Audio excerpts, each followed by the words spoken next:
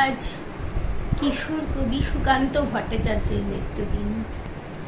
তার মৃত্যুদিনে তার প্রতি শ্রদ্ধা জানিয়ে আমার নিবেদন একটি মোরগের কাহিনী। সুকান্ত ভট্টাচার্য একটি মোরগ হঠাৎ আশ্রয় পেয়ে গেল বিরাট প্রাসাদের ছোট্ট কোণে।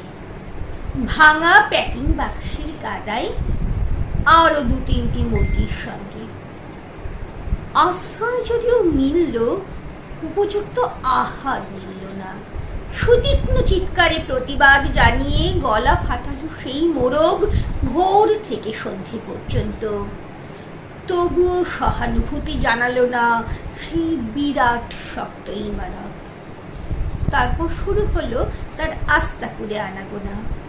আশ্চর্য, সেখানে প্রতিদিন মিলতে লাগলো ফেলে দেওয়া ভাত রুটির চমৎকার প্রচুর খাবার। তারপর এক সময় আস্তাকুড়েও এলো মুশদার।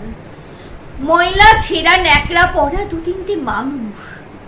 কাজেই দুর্বলতর মোরগের খাবার গেল বন্ধ হয়ে।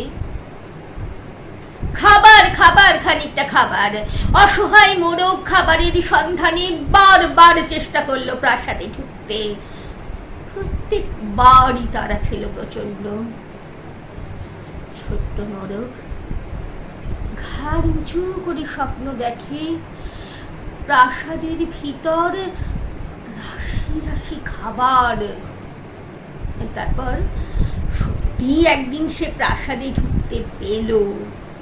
একেবারে সোজা চলে এলো ধপধপে সাদা দামি কাপড়ে ঢাকা খাবারের টেবিলে।